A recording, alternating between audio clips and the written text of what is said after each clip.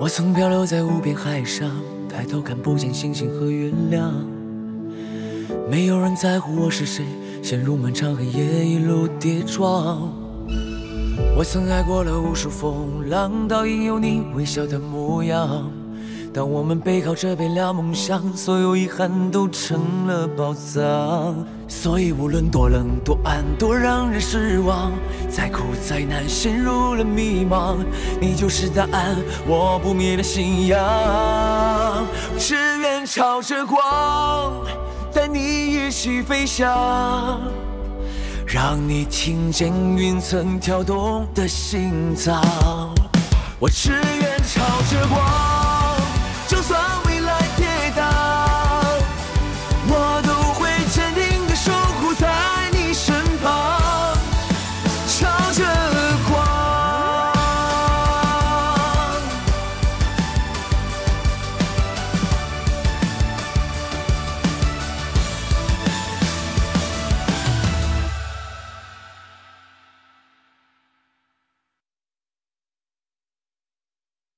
另外叫曾奎他们去查一下，一个叫新维的金融产品，不知道是基金、信托还是股票，让他们去查清楚，了解一下情况。收到。还有叫苗草、小兰，他们去相关部门问一问，问问他们知不知道这个情况。如果知道的话，他们后续是怎么处理的？行，我马上跟他们说。一定要悄悄进行，不要打草惊蛇，知道吗？明白。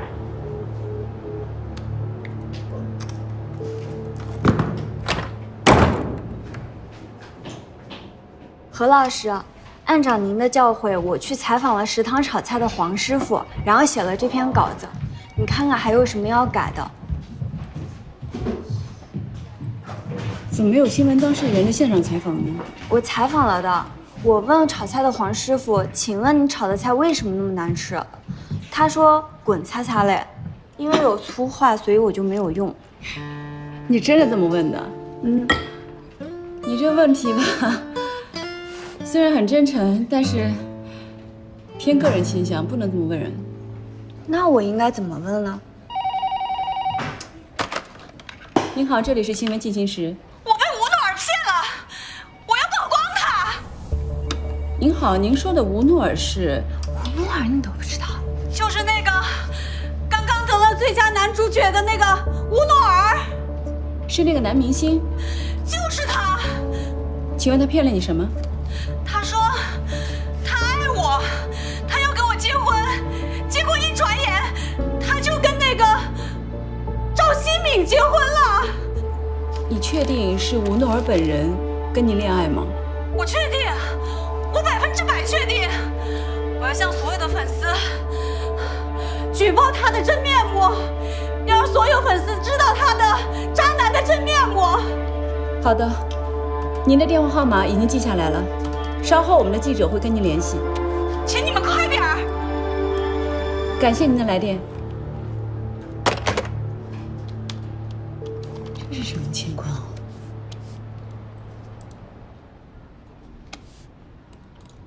哎，他们人呢？他们好像都出去了吧？经济学里有个术语，叫做机会成本。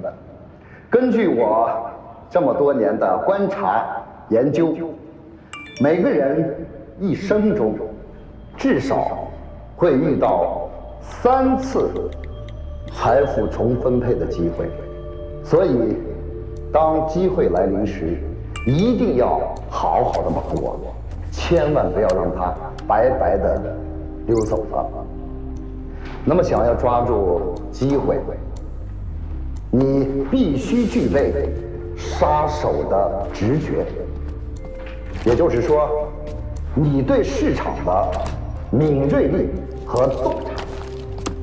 首先，我们每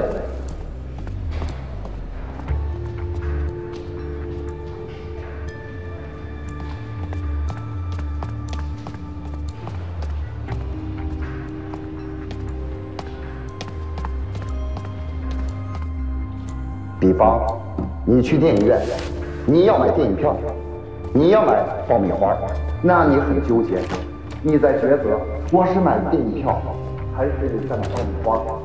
好，我是为了看电影。那么对于其他人来说，比方比尔盖茨，你让他去看一场电影。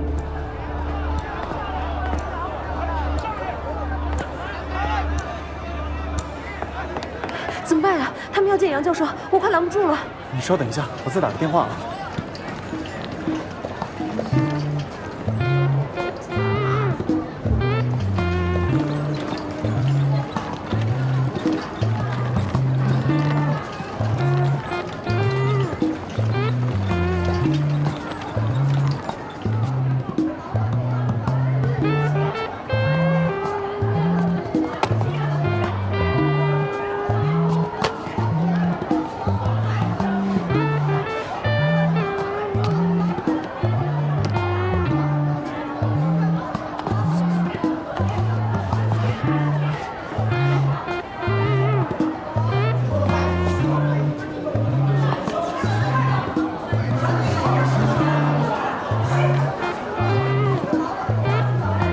你怎么老拖到一个地方啊？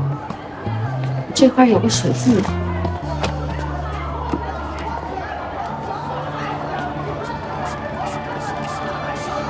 我以前怎么没见到过你？我新来的，这手机是干嘛的？这可能是不小心烫到照相机了。哎，这地儿怎么那么多水啊？哎，我说这保洁阿姨，你过来，赶快把这拖一拖，这花应该是漏水了。走，我给你进去看去。要是有人经过呀，这摔倒就坏了。行了行了，擦干净了，差不多行了啊。哎，这里面怎么了？哎，不好意思啊，没你的事儿，请您离开。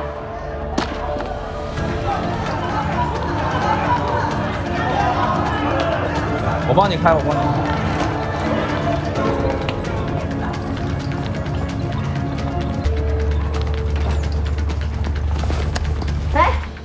手机给我。我刚刚救了你一命。什么？要不是我，你就被人给识破了。识破能怎么样？大不了打我一顿呗。也是哈，他一人还真不一定是你对手，你那么厉害。不过你拍这素材就没有了。那你想怎么样？你拍的素材得拷贝我一份吧？不可能啊！白杨，做人要知恩图报。哼，手机给我。合欢的事情呢，你还欠我2条新闻。这样，我把手机给你，咱们俩就两清了。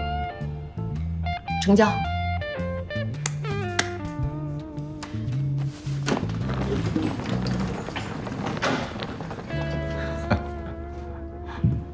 采访的目的呢，一方面是探索真实信息，另一方面是对人的心理、人性的本质、人性的优点和缺点进行挖掘。何老师，你说的好高深哦，我又听不懂了。其实一点也不高深，你就是跟着记者出去外采一次，就都懂了。你好，新闻进行时。你们的记者怎么还没跟我联系？半个小时以内。你们的记者要是还没过来，我就从33楼跳下去。千万别，您别冲动。您现在人在哪？我现在在家。具体地址是博雅小区3栋2单元33楼2号。好的，半小时之内，我们记者一定到。那我就再等你们半个小时。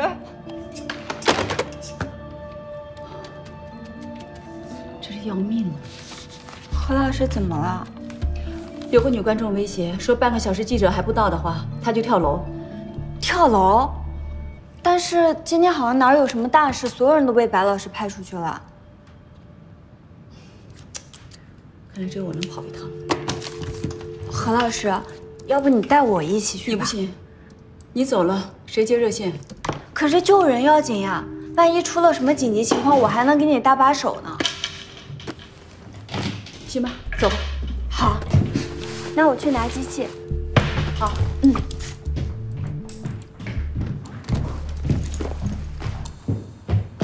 下面是媒体提问时间。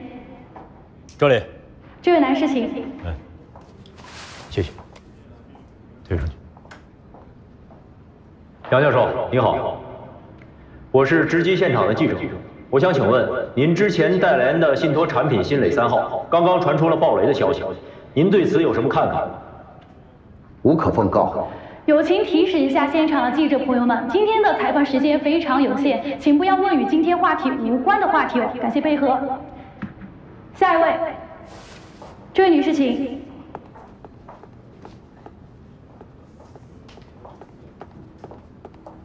谢谢。蒋教授您好，我是新闻进行时的记者，想问一下，这些年您推荐了非常多的金融产品，那么您推荐的标准是什么呢？我的推荐标准只有一个，那就是选择最好的企业为伴。比方说，融汇财富就是最好的企业。那008呢？我不知道你在说什么。去年的3月2号，您在昆明为这只股票站台。今年的1月4号，这家公司因为严重违纪，被相关部门勒令查处。无稽之谈。下一位。那维非有色金属呢？很多股民因为您推荐的这只股票，最后血本无归。您有什么要对他们要说的吗？这位女士，我没有时间在这里回答你的问题，对不起。最后一个问题，今天的采访到此结束。这么多产品出现问题，您有什么要总结的吗？有什么要总结的吗？那个白老师啊，任老师，我想我们之前的沟通和交流还不够，能否一步会议室我们再交流交流？不用了，我的采访已经够了。我的采访也已经够了。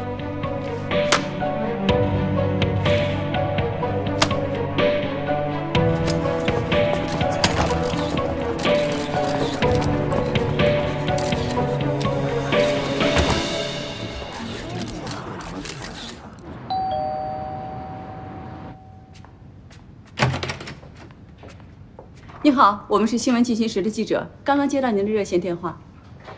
是，这是我的记者证。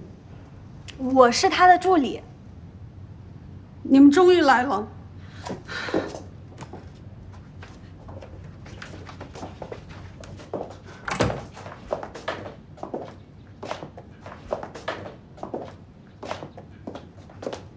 林女士，是您给我们新闻进行时热线打的电话对吗？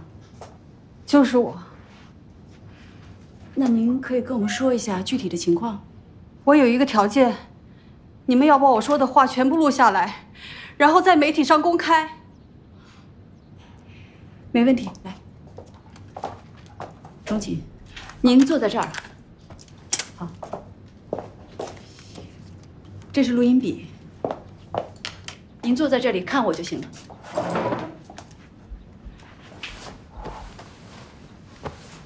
我们开始吧，开始。你好，林女士，我是新闻进行时的记者何欢，您能跟我们介绍一下详细的情况吗？我和吴诺尔，我们是去年认识的。当时我去看他的演唱会，我送了一幅画给他。演唱会结束之后，他身边的工作人员要走了我的微信。您怎么确定是他的工作人员呢？那个人带了工作牌，上面写着“工作人员”4个字。之后呢？然后我就跟吴诺尔微信联系上了。所以您联系上的是吴诺尔本人的微信？嗯，他经常在工作之余找我聊天。我们聊了大概1个多月，就确立了恋爱关系。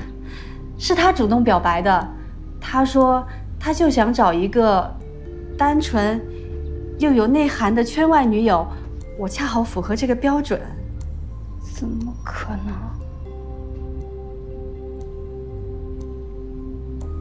那你们确定恋爱关系之后，您见过他本人吗？他太忙了，有好几次他都说要来看我，但是要么航班被取消，要么剧组不放他走。还有一次他已经出门了，但是他妈妈突然生病了，所以他就只好回去陪他妈妈。您的家人和朋友知道您和他的这个恋爱关系吗？他们有没有给你什么建议和意见？我没有家人，也没有朋友，我只有他，可是他却骗了我。今天早上我才知道，原来他在跟我交往的同时，还跟那个赵新敏勾搭。啊，不会吧？我说的都是事实。你看，昨天他才跟我说，我们买的那个房要交房了，要补一些税，但是今天他就宣布跟那个赵新敏的婚讯。对不起，李女士，您还跟这个吴诺儿一起买房呢。他说他要跟我结婚，要在北京买婚房，但是他的钱都拿去投资了，没有什么现金，首付还差50万，我就把我所有的储蓄都给他了。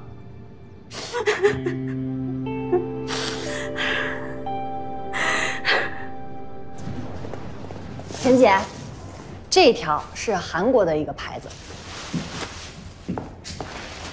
这条是高定，你觉得我穿哪个合适？你自己觉得呢？这条，我当初买的时候花10好几万呢。不要选这条。为什么？这条虽然很好看，但整个气质和晚会不符。可这一看就是大牌。它太艳了。晚会的主持人最重要的是端庄和大气。是，观众才不会管你大不大牌，人家只管好看。而且越贵的东西，反而会让观众觉得有距离感。这你要听圆圆的啊，她主持了4届颁奖晚会，有经验。那你觉得我穿哪条好？我要是你，我肯定会选红色的这一条。这条会不会太廉价了？舞台上有灯光，不会的。真的？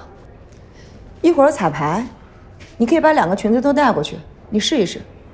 我相信，红色的这一条会更加出彩。金色这条呢？那天你们开会的时候，我看了一下，整个舞美设计的主色调就是金色，你再穿一个金色，那不就糊在一起了？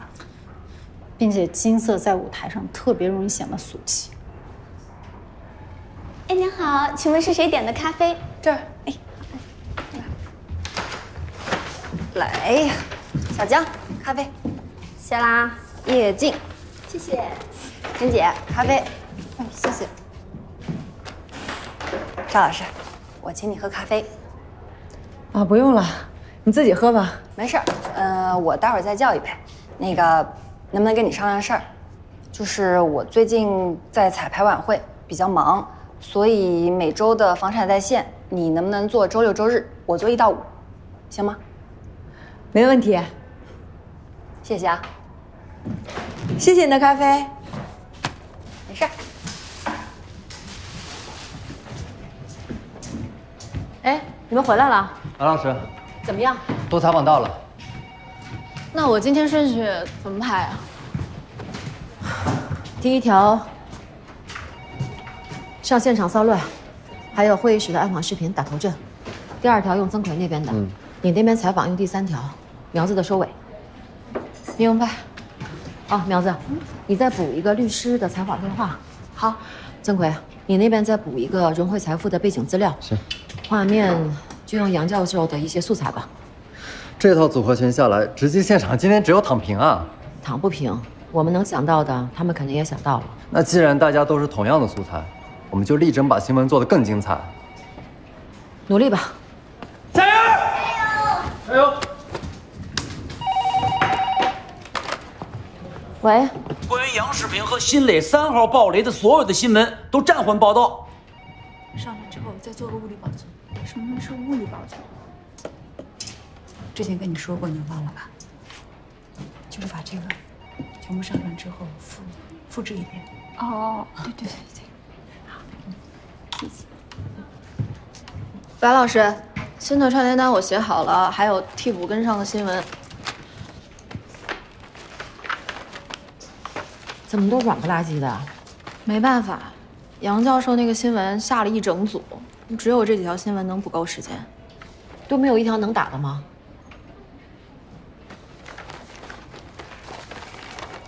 这条是不是还行啊？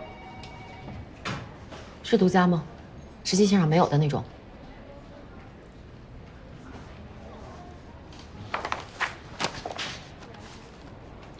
刘思秋。哎。白老师，你这写的什么呀？这是新闻吗？我连对新闻的基本判断都没有，你怎么当的记者呀？我拿回重写。高雨初，哎，你今天出门之前，我跟你说了，让你发2条新闻的，为什么现在只有1条啊？是这样，白老师，等我到现场之后，我发现这事情和我们想象中有点出入，于是我就不追也不挖了，给自己放假了。谁批准你只交1条的？啊？你是不想干了吗？不想干，交辞职报告。拿回去，下班之前给我补齐2条新闻。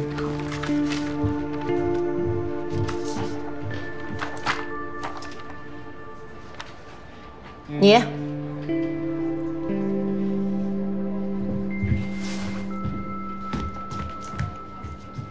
连续3天，不是首发就是签售，你不觉得丢人吗？做这种提报？不是出版口就这些东西，我也不能漏报啊。那你就不能有点上进心，看看有没有别的新闻可以跑？咱们的热线电话是干嘛用的？热线现在越来越少了，都没几个人打，就算有，也没什么新闻价值。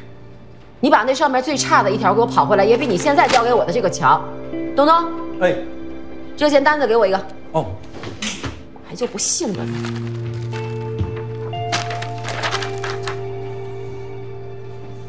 这为什么到10点之后就没有记录了？谁值班啊？上午是何老师和春燕，可能那会儿没人打热线吧。他们俩上午不在办公室，去哪儿了？我不知道，我回来20多分钟了吧，我才看到他们回来。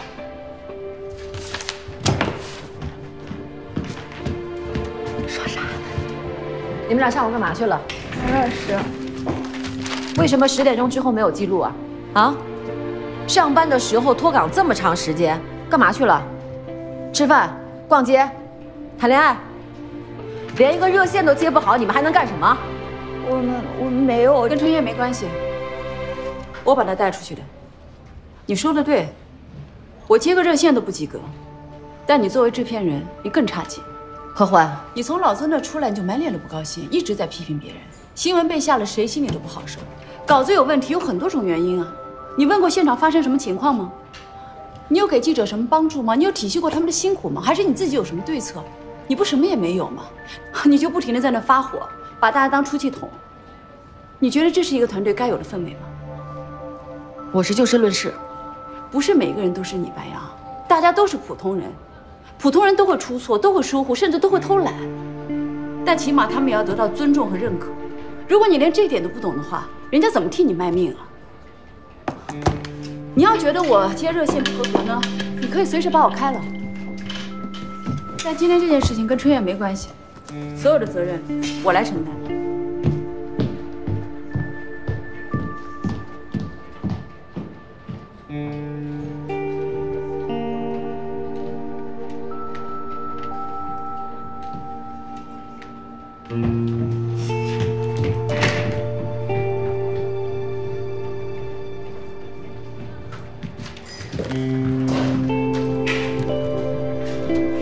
其实你们都很讨厌我，对吗？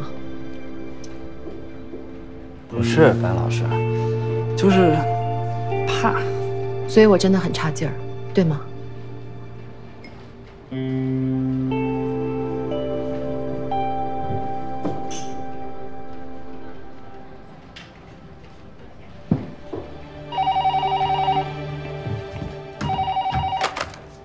喂，白老师，请你先来审片。好。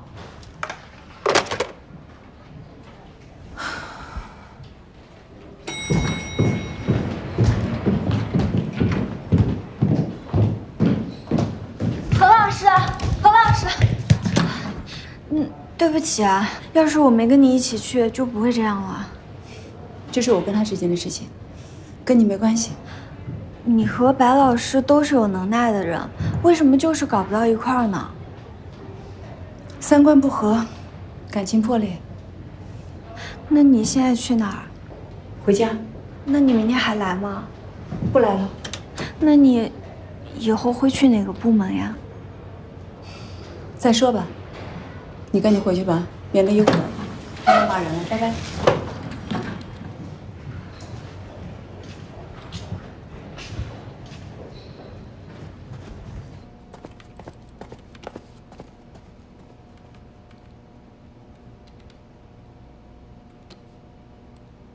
为什么一直都没有外景镜头啊？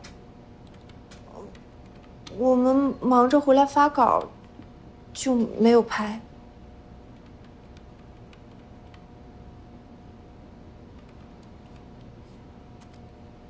去素材库里面找。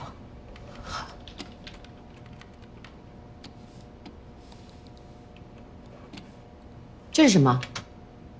不知道啊，这不是我拍的。我觉得你现在不是要曝光，而是要报案。不是吴诺尔骗了你，而是骗子借着吴诺尔的名义骗了你。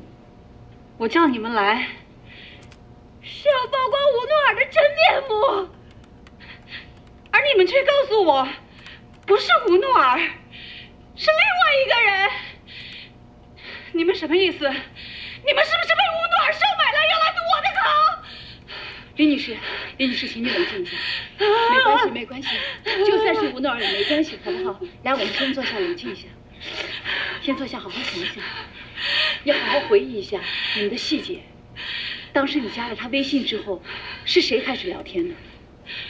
他为什么会跟这些素材都是何欢上传的？什么时候上传的？你怎么会想到把这个钱？今天中午1点多。其实我也怀疑，这是一场骗局。但是他说的太好听了。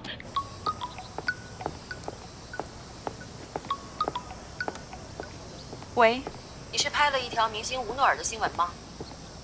对啊，马上把它剪出来，做今天晚上的头条。树男奉命。何欢，这是一条好新闻。这条视频呢，是我手机里的私人视频，你无权使用。你知道今天晚上没有一条能打的新闻的。那跟我有什么关系？那你为什么要上传呢？因为你知道自己是新闻进行时的一员，对吧？我现在已经不是了。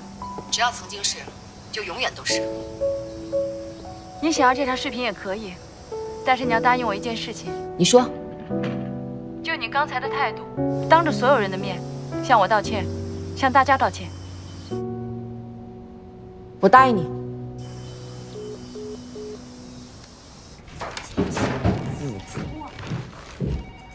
何老师，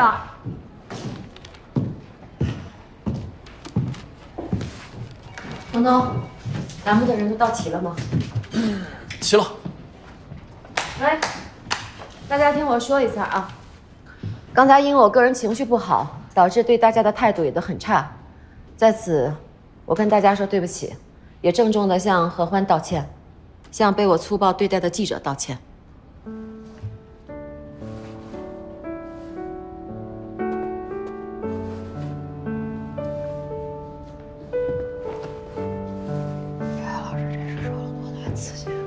白老师，你骂我们是为我们好。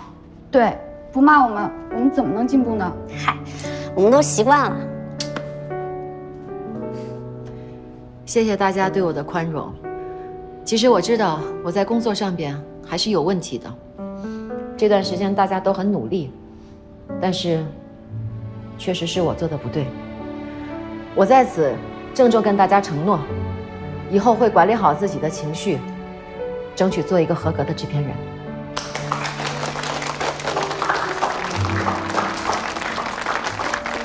可以吗？半小时给你交稿。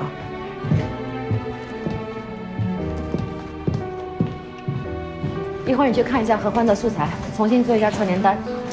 今晚头条标题：明星骗婚，还是骗子骗财？好，白老师，我这个整理好了。哦，好。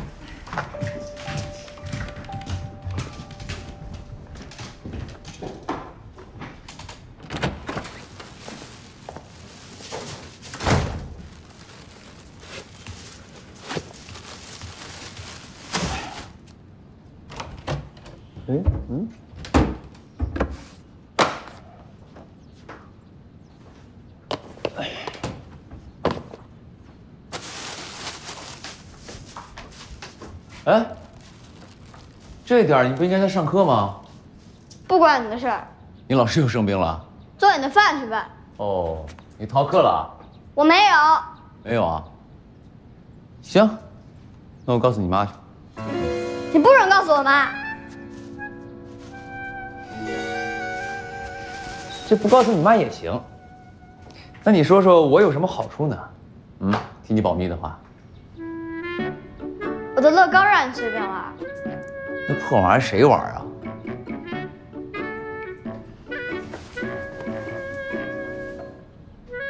那我让你听最炫民族风。还有呢？我再也不嘲笑你的品味了。行。不过呢，就算我不告诉你妈，你老师也会告状的。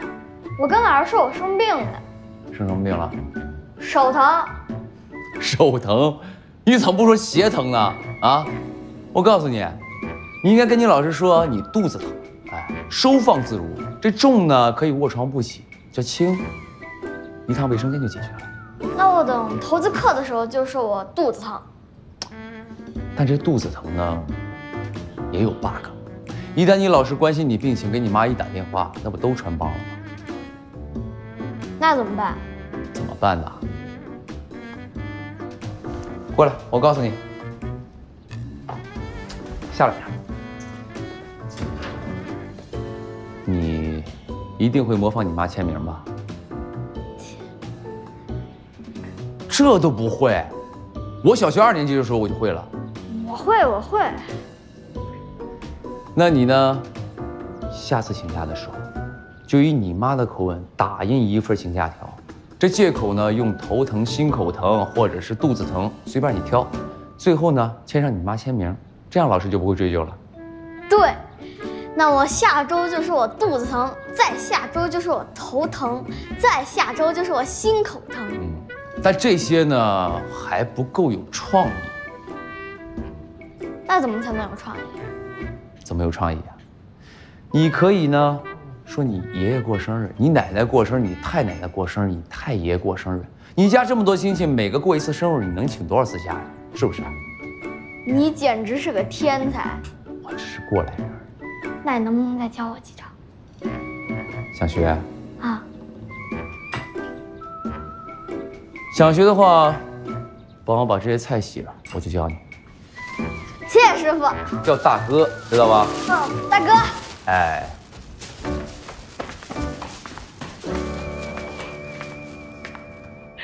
其实我也有怀疑过，这是一场骗局。但是他说的话太好听了，我就打消了我所有的怀疑。我太傻了，我。李女士，你只不过是被骗子骗了，你没有做错什么。但是你要是伤害你自己的话，那就大错特错了。那我现在该怎么办？如果我是你的话，我一定会找他谈公道，不会让他用同样的方式再去骗其他的人，这样也算是保护了你的偶像。当然也一定要报警，让他受到法律的制裁。喂，妈，你赶紧打开电视，调到新闻进行时那个频道，里面一会儿有我。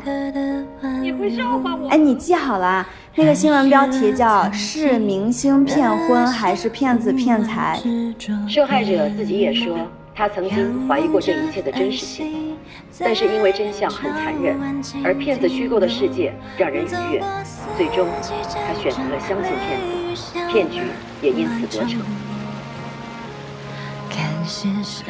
所以说，很多时候欺骗我们的不是骗子，而是我们自己。只有勇敢地面对最真实的自己，才能真正对自己的人生负责。也只有面对最真实的生活，才能真正收获。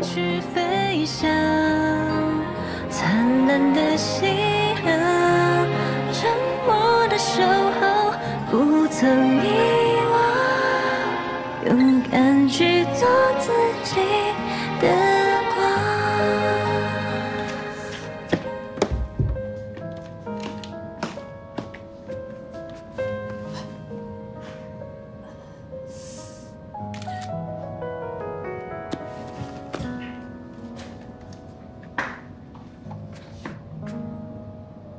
你这大半夜不睡觉，捣鼓什么呢？哎，你来的正好，你帮我个忙，快！帮我把这个光，我要打在这个金属配件上。这个金属配件啊，质量好不好，特别重要，可以多卖点钱。这些东西都要卖了啊？不是，那这么好的东西你卖了，你舍得吗？有什么舍得不舍得的？过去买它呢，是用来搭配，现在我也不需要这些东西来替我装点门面了。怎么突然想通了？其实我早就想通了，只不过拉不下这个面子而已。现在嘛，面子算什么？生活最重要。这个应该卖个高价，这是经典老花，肯定会有人买的。你相信吗？我信，多卖点啊，都卖了把钱还给我。哎，你要不要拿几个去啊？我要是干嘛？我背不了。我不是给你，我让你帮我卖。你还是自己卖吧，我帮你打灯就行了。快拍吧，快拍吧。别动啊！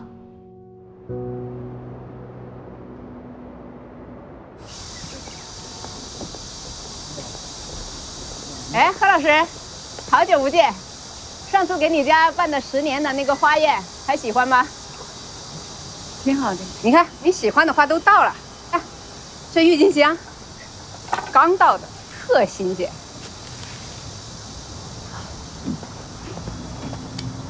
你看多新鲜！多少钱？现在这个便宜了，1桶才300块钱，要不全给你包起来？不用了，不买花了。哎，怎么啦，何老师？以前是每个星期都要在我这里买花的。家里出了点变故，现在钱要花在实处，不能随便乱花呢。那我送你一支吧，何老师。咱们可以没有钱花，但是不能没有花呀。谢谢。没事。慢走啊，何老师。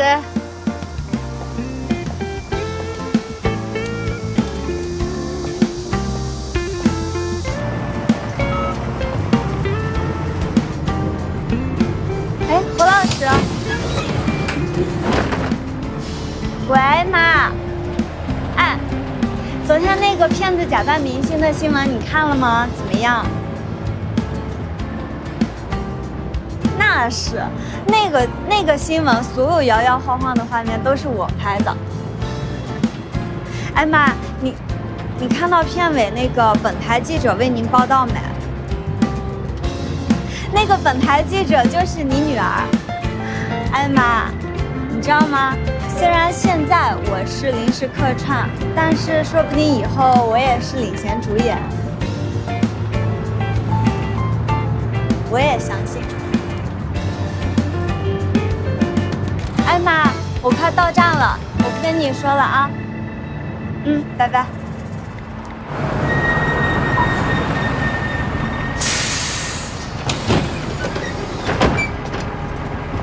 慢点。何老师，你刚刚的照片好好看呀！我一会儿发给你。何老师，哎，佳佳，何老师，你今天没开车，限行。我车卖了。怎么卖了？你那车不是挺新？欠债，卖了还债。那何老师，你怎么看着还那么高兴啊？就跟今天捡了钱似的。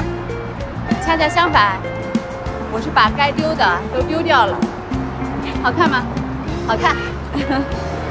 这个好好看，在哪儿买的呀？这个啊，朋友送的。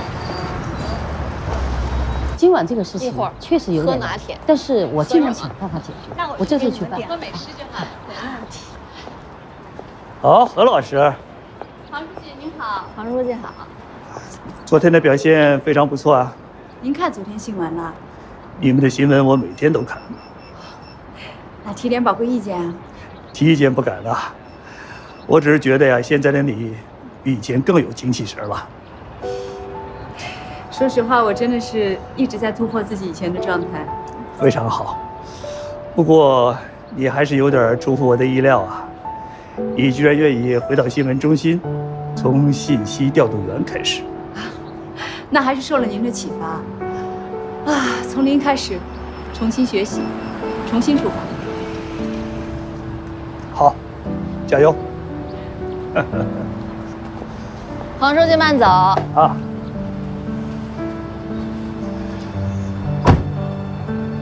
他是谁呀？你刚来台里可能不知道，这是我们的副台长、频道总监兼频道党总支书记。那他是个大领导。何老师，你真厉害！我来频道也好几年了，很少听到黄书记这么夸人。进去吧。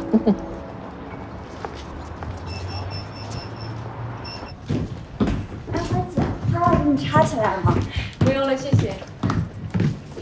哎，何老师，你今天穿的这么休闲，这花还挺特别的，跟你今天还挺搭。谢谢。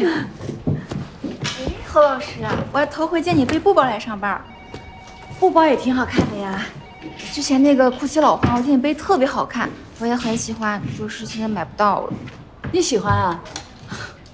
那个包我刚好挂闲鱼了。哦，昨天晚上挂上去，现在应该没有人拍。你要喜欢的话，我给你打9折。啊，你把那包挂闲鱼了？我所有的贵包都挂闲鱼了。哎，何老师，这是今天汇总出来的新闻，你看看哪条需要我们查？也在呢。那个可是限量版，我特别喜欢。你们要喜欢的话，都可以去看看。我闲鱼叫做“寻欢不作乐”，里面不光有包包，还有什么墨镜呀、衣服呀、鞋子呀，大部分都是9成新的，价格呢都是原价再打5折。如果你们要的话，再给你们打9折。我们昨天的新闻上微博热搜了。哪条啊？就是那个骗子假扮明星吴诺尔骗钱那个。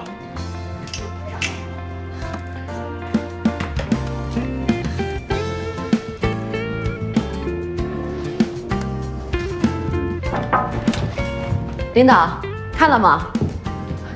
微博上面已经有100多家媒体和官微转发我们的新闻了。看过啦。现在啊，只要跟明星有关的新闻，热度都很高。你不觉得是我们的选题抓得好，稿子写得有深度吗？